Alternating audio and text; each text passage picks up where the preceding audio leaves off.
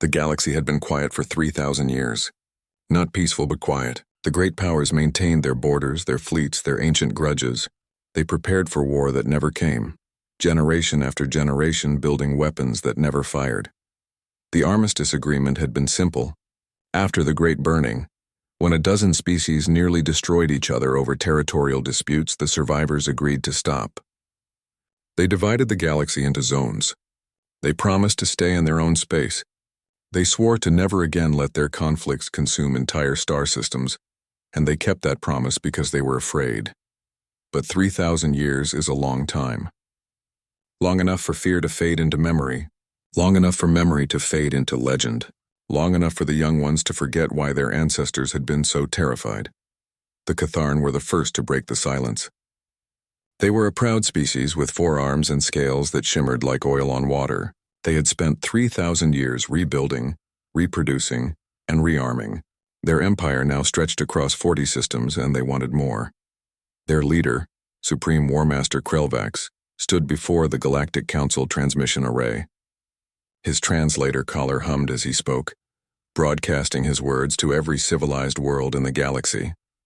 "The armistice is over," he declared. His voice carried the weight of certainty. "For too long we have been caged by ancient fears. For too long we have accepted artificial borders drawn by cowards. The Catharn Empire hereby declares the Armistice Agreement void. We will expand. We will take what is rightfully ours. Any who stand in our way will be destroyed." The message rippled through the galaxy like a shockwave. Within hours, other species began making their own declarations. The Vryn Collective announced they would defend their territory by any means necessary. The Crystalline Concordat activated their ancient war spheres. The hive consciousness of Zeta 9 began churning out warrior forms by the billions. War was coming. Real war. Not the small skirmishes that occasionally flared up in the outer systems. Total war. The kind that could reshape the galaxy. Every species prepared for battle. Every species except one. Humanity received the declaration like everyone else. The message played on every screen, every data feed, every communication channel in human space. Billions of humans watched War Master Krelvax make his threats, and then they went back to what they were doing. Ambassador Chen Li sat in his office on Unity Station, humanity's diplomatic outpost in neutral space. He was reviewing agricultural reports from the colony worlds when his assistant rushed in. "Ambassador, have you seen the Catharn Declaration?" the assistant asked, his face pale with worry. Chen Li looked up from his tablet. "Yes, I saw it during breakfast." "Quite dramatic, wasn't it?" "Dramatic?" The assistant looked confused. "Sir, this is a declaration of war. The armistice is over. The galaxy is about to tear itself apart." Chen Li set down his tablet and leaned back in his chair. "The galaxy does that every few thousand years, apparently. They fight, they burn, they make a peace agreement, they forget why they made it, and then they fight again. It's like watching children who never learn. But sir, what are we going to do?" "Do?" Chen Li raised an eyebrow. "We're going to continue doing what we've been doing. Growing food, building ships, exploring new worlds, creating art, falling in love, raising families. You know, living." The assistant stared at him. "You're not serious. I'm completely serious. Tell me something. Do you know why humans aren't part of the Galactic Council? Because we're too new? We've only been in space for 500 years. No." Chen Li stood and walked to the window, looking out at the stars. "It's because when we first made contact with the other species, they looked at us and saw something they couldn't understand. They saw a species that had fought countless wars on their own planet. Wars so terrible that they nearly destroyed themselves multiple times. But unlike every other species, humans didn't need an external threat to make peace. We made peace with ourselves." He turned back to his assistant. "The Catharn, the Vryn, the Crystalline Concordat, all of them only stopped fighting because they were afraid of mutual destruction. But humans? We stopped because we decided it was stupid. We looked at war and said, this is boring, we have better things to do. But they're going to attack other species. Innocent beings will die. Yes, they will. And that's very sad. But it's not our fight. We offered to mediate. We offered to help create real lasting peace. They laughed at us. They called us naive children who didn't understand the deep historical grudges that divided the galaxy. So we said, fine, work it out yourselves, and we left." The assistant was quiet for a moment. "What if they come for us?" Chen Li smiled, but there was something cold in his expression. "Then they'll discover why every species that has actually studied human history gets very very nervous around us. I don't understand. You will. Now go file a formal response to the Ketharn Declaration. Something polite. Wish them well in their endeavors. Remind them that human space remains neutral, and any violence in our territory will be met with appropriate responses. The assistant left, still looking confused. Chen Li returned to his window, watching the distant stars. Somewhere out there, fleets were mobilizing. Armies were gathering. Ancient weapons were being powered up for the first time in millennia, and humanity watched with the mild interest of someone watching a reality show they'd seen too many times before. The galaxy had chosen war. Humanity had chosen something else entirely.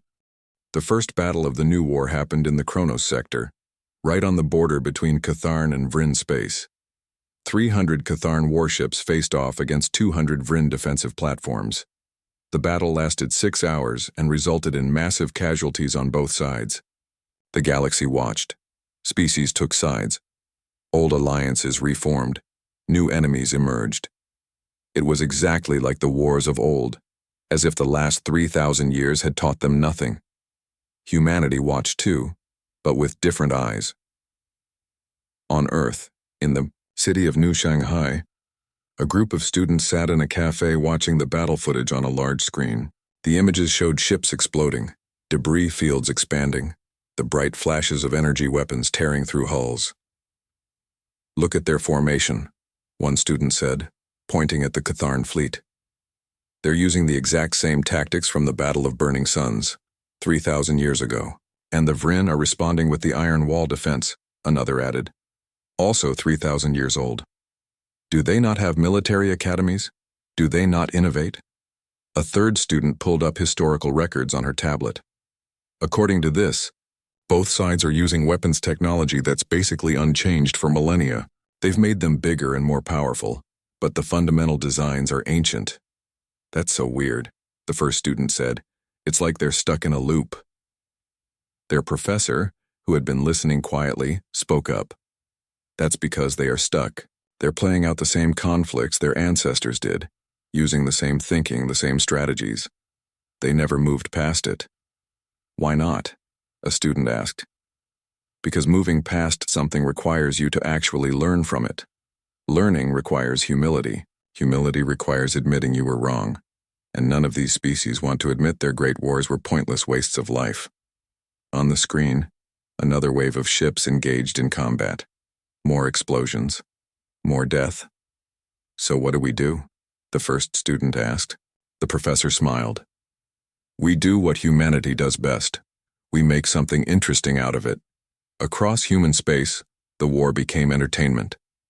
Not in a cruel way, but in the way humans had always dealt with things they couldn't control. They analyzed it, discussed it, turned it into content. Military historians started live streaming their analysis of the battles. They broke down tactics, predicted outcomes, and created detailed simulations of what each side should have done differently. Their streams got millions of viewers. Strategy. Gaming companies released new games based on the conflict. Players could command fleets from any species using real data from actual battles. The games became incredibly popular, and human players quickly discovered strategies that neither the Ketharn nor the Vryn had considered. Artists created works inspired by the war. Some were tragic, mourning the senseless loss of life. Others were satirical, mocking the stubborn pride that had caused it. Musicians wrote songs, writers penned novels. The war became a mirror that humanity held up to itself, remembering its own bloody past. And through it all, humanity remained neutral. Human ships continued their trade routes, carefully navigating around combat zones. Human colonies continued to grow. Human scientists continued their research. Life went on. The other species noticed. Some found it insulting. War Master Krelvax himself sent a message to the human government. "Your neutrality is cowardice," he declared. "You hide behind your borders while the great powers reshape the galaxy. When the dust settles, you will have no say in the new order." The human response was delivered by President Maria Santos. She appeared calm and almost amused as she spoke. "War Master, humanity has fought more wars than your species has years of recorded history. We have turned entire continents into ash. We have created weapons that could sterilize planets. We have looked into the abyss of our own destructive capacity and decided we didn't like what we saw. Our neutrality isn't cowardice, it's a choice. We chose to grow up. The message went viral. Across human space, turned into memes and remixes within hours. But it also reached other species, and some of them started paying attention. 3 months into the war, a Vryn destroyer limped into human space, badly damaged from a battle. It was pursuing 2 damaged Catharn frigates. Both groups were broadcasting demands that humanity stay out of their way. The human response came from Captain Jackson Torres of the patrol ship Wanderer. His message was simple and direct. This is human space. Your war stops at our border. Both of you will power down your weapons immediately. The Catharn ships will proceed to dock at Station 7 for emergency repairs. The Vryn ship will dock at Station 9. You will not engage each other in our territory. If you do, we will disable all of you and send you home in cargo containers. Your choice. The Vryn captain was outraged. You have no right to give us orders. We are in pursuit of enemy vessels. You're in human space, Torres replied, his voice unchanged. Our space, our rules. Power down or we'll power you down. Clock's ticking. The Catharn captain, perhaps sensing something in Torres's tone, powered down his weapons. The Vryn captain hesitated, then did the same. Both ships were escorted to different stations. Both received repairs. Both were given food, medical attention, and a stern lecture about respecting neutral territory. Then both were sent on their way. The incident was reported across the galaxy. Some species saw it as proof that humanity was naive, believing they could control violence through polite requests. Others saw something different. They saw a species that had set boundaries and enforced them without drama, without speeches about honor or glory, just simple direct action. Back on Unity Station, Ambassador Chen Li watched the reports and smiled. His assistant, who was beginning to understand how humans operated, asked, "Do you think they'll test us? See if we really mean it?" "Oh, definitely," Chen Li replied. "Someone always tests the boundaries. It's inevitable. And when they do, then they'll learn what every human child learns eventually. There's a difference between not wanting to fight and not being able to fight. We're very, very good at the former, but we're also very, very good at the latter." The assistant considered this. "You're saying we're dangerous?" "No," Chen Li corrected. "I'm saying we understand danger. We've lived with it, wielded it, nearly destroyed ourselves with it, and then put it away. That understanding never goes away. It's always there, waiting, just in case we need it." He turned back to his window, watching the stars. Out there, the war continued. Ships fought and died. Empires rose and fell. The ancient cycle repeated itself, and humanity watched, amused, prepared, and hoping they'd never have to show the galaxy what 3,000 years of actual peace had allowed them to become. The test came 6 months into the war. A Catharn battle group, frustrated by losses against the Vryn, decided to cut through human space to reach a strategic position. It would save them 3 weeks of travel time. They broadcast their intention to transit through, not asking permission, but informing humanity of their decision. The human response was immediate and clear. Request denied. Please use the established safe routes around human territory. The Catharn commander, a veteran named Thrucknall, ignored the message. His fleet of 15 warships entered human space at full speed, weapons active, declaring they would not be delayed by a species of children. They made it exactly 47 light minutes into human territory before everything stopped working. Their engines shut down. Their weapons went offline. Their shields collapsed. Life support remained functional, but everything else simply died. The ships drifted in space, completely helpless. Thrucknall tried to raise other Catharn forces, but communications were also down. He tried to run diagnostics, but even those systems were unresponsive. His ships had become nothing more than metal boxes floating in the void. Then the human vessels arrived. They weren't warships, not in any traditional sense. They looked like cargo haulers, maintenance craft, civilian transports. They surrounded the Catharn fleet in loose formation, making no aggressive moves, simply waiting. Finally, communications crackled to life.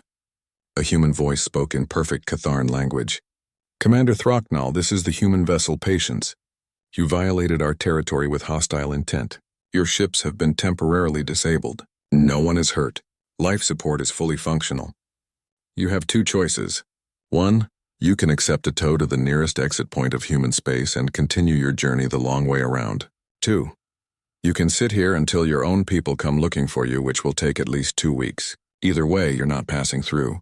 What's your choice?" Throcknall was stunned into silence. His people had built these ships to be unhackable, with multiple redundancies and isolated systems. The idea that anyone could shut down an entire fleet without firing a shot was impossible, except humanity had just done it. His pride wanted him to choose the second option, to sit and wait for rescue rather than accept help from these arrogant children. But his tactical training won out. 2 weeks was too long. The strategic window would close. The mission would fail. "We accept the tow," he said, the words bitter in his mouth. The human ships attached towing cables and began pulling the Catharn vessels toward the border. It took 3 days.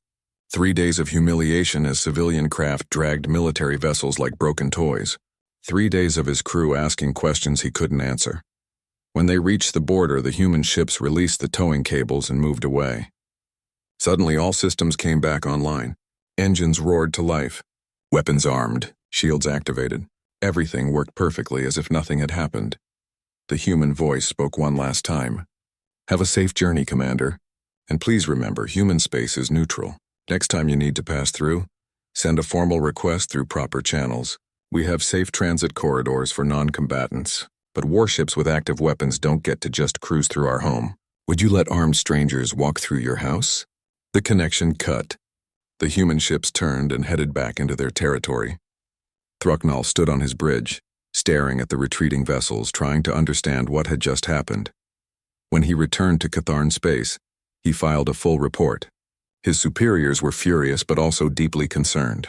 They had no idea how humanity had disabled their ships. They had no countermeasures. They had no defense. The report was classified immediately, but rumors spread anyway. Soon, every military force in the galaxy had heard some version of the story. The details varied, but the core message was clear. Don't mess with human space. Some species were frightened. Others were curious. A few were angry. But everyone noticed. On Unity Station, Ambassador Chen Li received a visitor. She was a crystalline concordant representative named Shimmer of Dawn. Her body composed of living crystal that refracted light in beautiful patterns. She was also a military intelligence analyst. "That was quite a display," she said, her voice like wind chimes. "Disabling 15 warships without violence, impressive." "We did warn them," Chen Li replied calmly. "Multiple times. How did you do it?" "That's classified, but I can tell you it wasn't a weapon, not in the traditional sense." Shimmer of Dawn shifted, her crystals rearranging slightly, a sign of confusion in her species. "If not a weapon, then what?" "Think of it as a security system. We don't want war in our territory, so we installed the equivalent of really good locks on our doors. Anyone who tries to break in finds themselves unable to proceed. But you could have destroyed them. 15 helpless ships. You could have eliminated a significant Catharn force without any risk to yourselves." "We could have," Chen Li agreed. "But why would we? They weren't trying to attack us. They were just being rude, trying to use our space without permission. The punishment fit the crime. We embarrassed them, delayed them, and sent them on their way. Problem solved." Shimmer of Dawn was quiet for a long moment.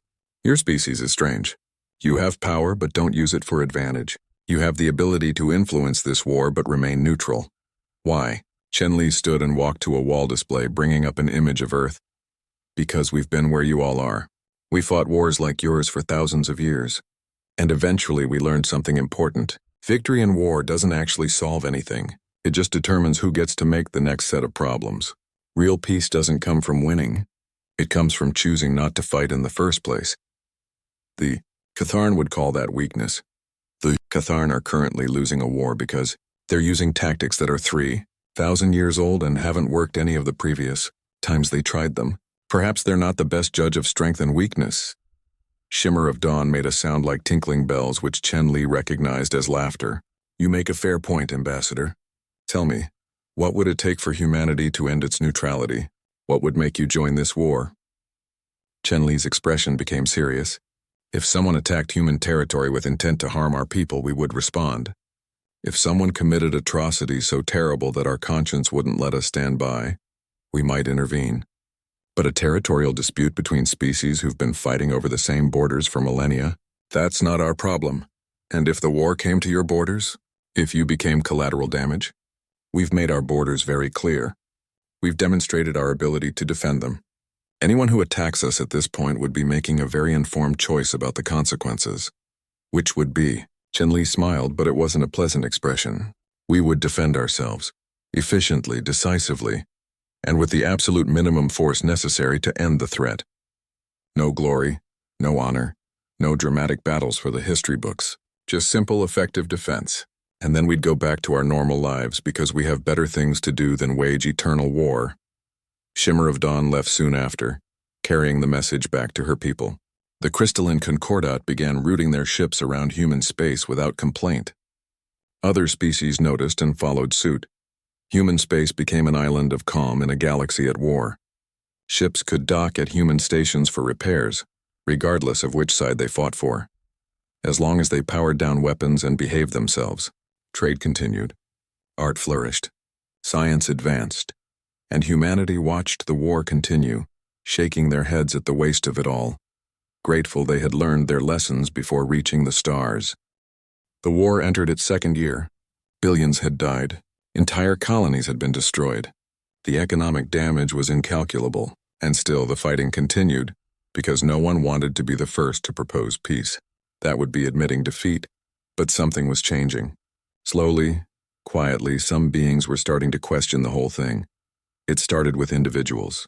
A Vryn soldier sitting in a medical station after losing half his squad asked himself why they were fighting. A Catharn engineer designing weapons wondered if her skills might be better used building something instead of destroying things. A crystalline diplomat trying to negotiate alliances began to see the pattern of endless repetition. They talked to each other, these questioners. Not officially, but in private channels, hidden forums, encrypted messages. They shared doubts. They compared notes.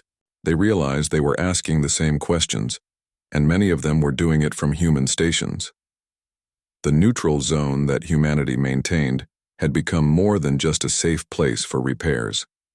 It had become a place where different species could meet without the immediate threat of violence, where they could talk without their governments listening, where they could think without the pressure of propaganda.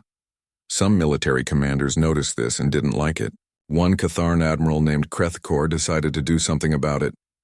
He assembled a strike force of 30 ships, all equipped with new weapons his scientists had developed. He planned to attack Unity Station, humanity's main diplomatic outpost, and send a message. Neutrality was weakness, and weakness would not be tolerated. His fleet approached human space, broadcasting their hostile intent openly. They wanted humanity to know this was coming. They wanted to inspire fear. Instead, they got a video call. A young human woman appeared on their screens. She looked to be in her 20s, wearing a casual jumpsuit, her hair tied back in a simple ponytail. She was smiling like she was talking to friends. "Hi there, I'm Lieutenant Sarah Kim from the Defense Coordination Center. I see you're approaching our space with a pretty aggressive intent. Just want to make sure you understand what you're doing here." Krethkor was taken aback by her casual tone. "Human, you will surrender Unity Station immediately or we will destroy it. Your time of hiding behind neutrality is over." "Yeah, that's not going to happen," Sarah said, still smiling. "But I appreciate you giving us clear warning. Makes the paperwork easier. So here's the thing. You're about to attack a neutral station where thousands of beings from dozens of species are currently docked, including some of your own people. Just want to make sure you're cool with that. They are traitors if they seek comfort with humans. They deserve whatever fate comes." "Okay, noted. Also, just so you know, if you attack, we will defend ourselves. And our defense systems are, well, they're pretty good. You might not survive." Krethkor laughed, a harsh sound. 30 warships against a civilian station? We will crush you. Have you talked to Commander Throcknell about what happened to his 15 ships? Throcknell was incompetent. We have adapted. We have shielding against your electronic tricks. You cannot stop us. Sarah's smile faded slightly. Sir, I really don't want anyone to die today. Can we talk about this? What do you actually want? What's the goal here? The goal is to teach you that neutrality is cowardice. The goal is to show the galaxy that humanity is weak. Okay, so it's a symbolic thing. Got it? Sarah looked down at something off-screen, then back up. How about this? I'll have Ambassador Chen Li make a formal statement, acknowledging the Catharn Empire's military strength. We'll broadcast it across all channels. You get your message out, no one dies, everyone goes home. Deal? You think words will satisfy us? We want action. We want blood. Sarah's expression became sad. Yeah, I was afraid you'd say that. Okay, Admiral.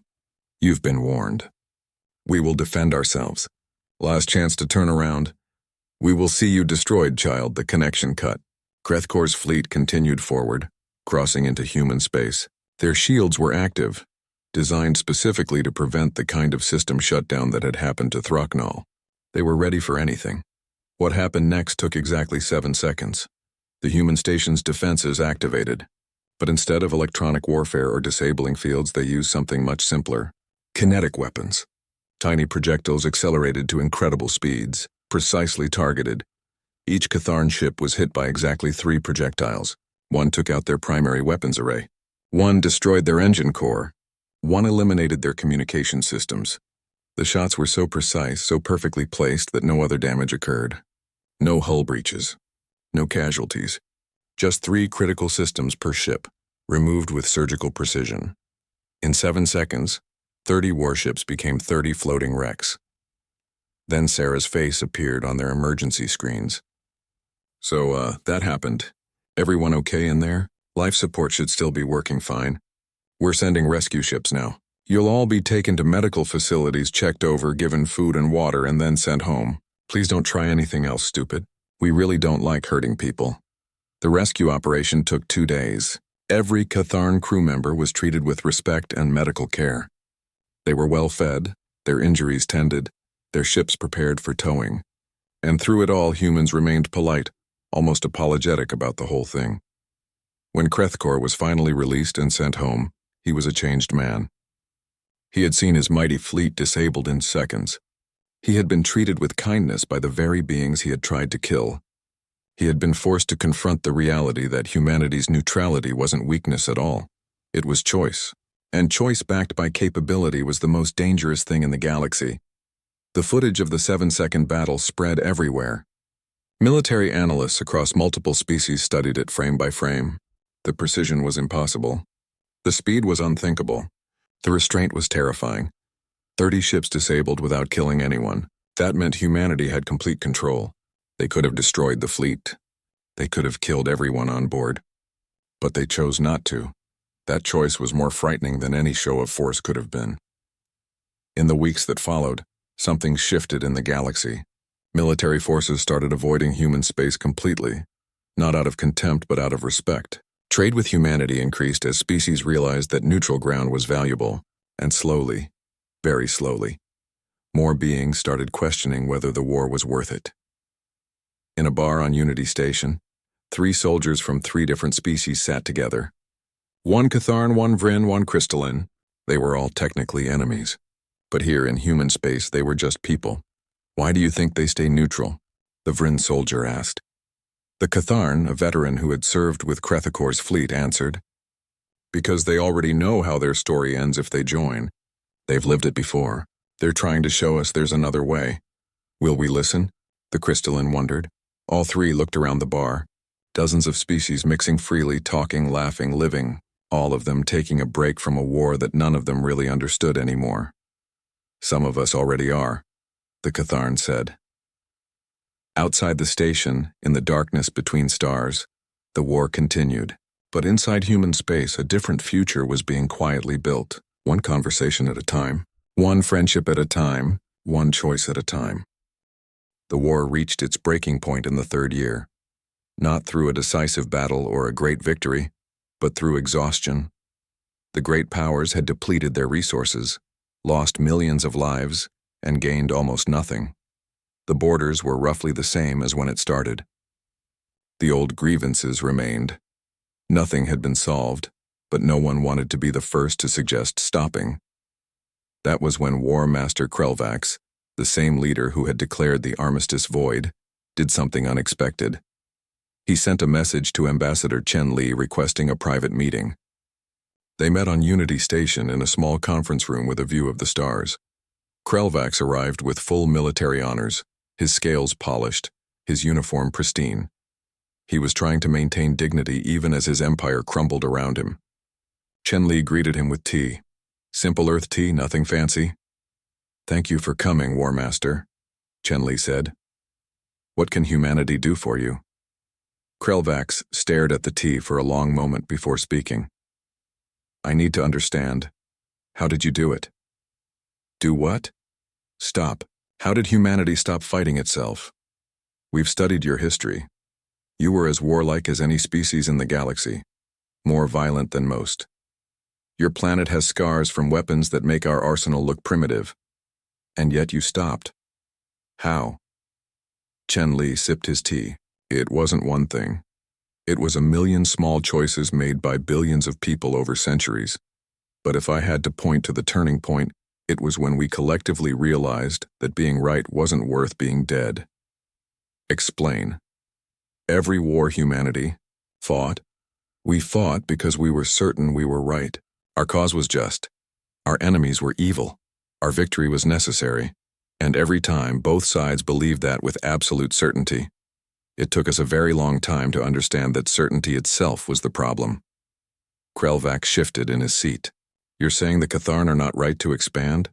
That our territorial claims are not valid?" "I'm saying it doesn't matter.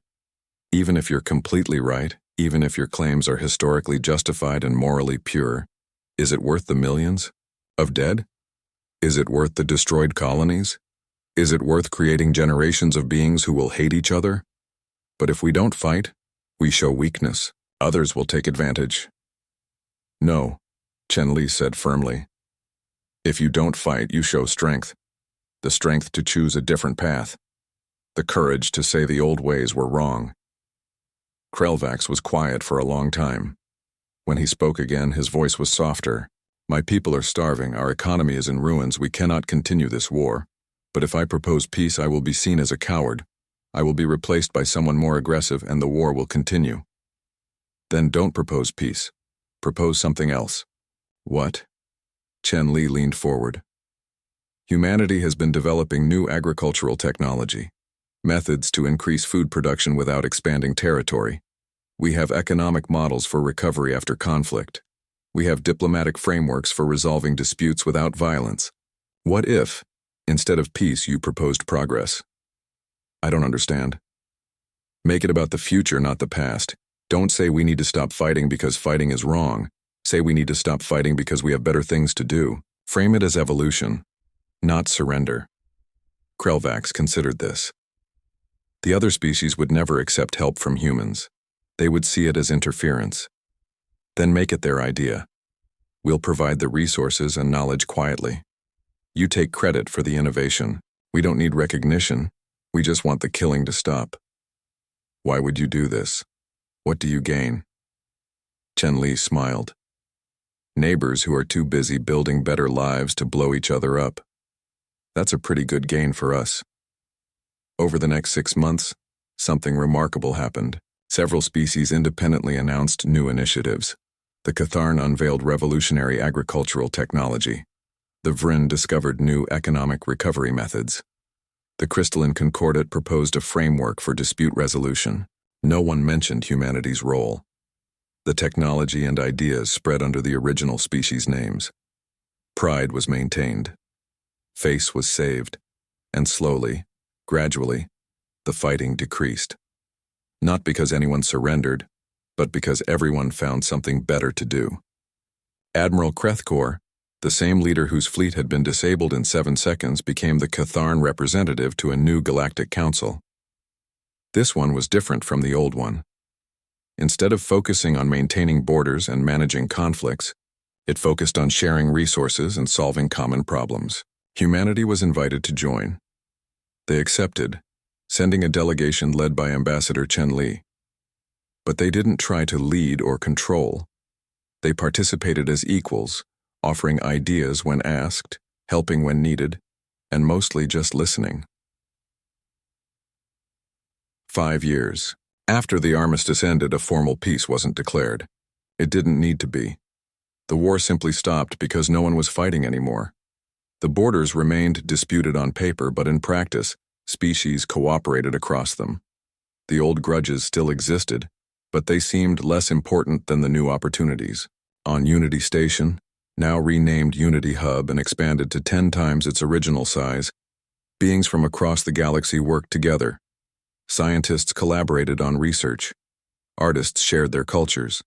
Children of different species played in the same spaces, not knowing they were supposed to be enemies. Sarah Kim, now Captain Kim, walked through the hub's main concourse watching the crowd. A Catharn merchant was haggling with a Vryn customer, both of them laughing. A group of crystalline students was attending a lecture given by a human professor. A mixed-species medical team rushed past, heading to their shift. Chen Li found her looking at the scene. "What do you think?" he asked. "I think this is what you wanted from the beginning," she said. "This is why you kept us neutral. You knew, if we gave them space and time, they'd figure it out themselves. I hoped they would. Humans had to learn these lessons the hard way. I didn't want to force those lessons on others. They had to choose it themselves. Some of them still don't get it. There are factions that want to restart the fighting. There always will be. Some people prefer the simplicity of enemies and wars. It's easier than the complicated work of building something better. But they're a minority now, and every generation that grows up in this new galaxy will find the old ways more foreign." Sarah watched a Catharn child and a Vryn child playing a game together, their parents watching nearby without concern. "We really didn't fight, did we? We just waited and prepared and let them wear themselves out." "We fought," Chen Li corrected. "We fought our own instincts to join in. We fought the urge to prove ourselves. We fought the desire to be heroes. Those are harder battles than the ones with ships and guns. And now we keep building, keep creating, keep showing them that the future is more interesting than the past." They stood together, watching the galaxy's children play, watching adults from species that had hated each other for millennia work side by side, watching a new era slowly take shape. The 3,000-year armistice was indeed over. But it hadn't been replaced by the war that everyone expected. It had been replaced by something humanity had learned long ago was far more powerful. Choice. Not the choice to fight or to surrender, but the choice to do something completely different. The galaxy had declared war. Humanity had declared amusement. And in the end, the side that found better things to do than kill each other had won without firing a shot. Somewhere on Earth, a historian updated the records. The chapter titled, "The War After the Armistice," was brief. Most of the entry was about what came after. The cooperation, the innovation, the growth, the future. Because that was the thing about humanity. They had learned to be more interested in what came next than in what came before. And slowly, patiently, with humor and kindness and occasional demonstrations of overwhelming capability, they had taught the galaxy the same lesson. The war was over. Not because someone won, but because everyone decided they had better things to do, and in the end, that was the most human victory of all.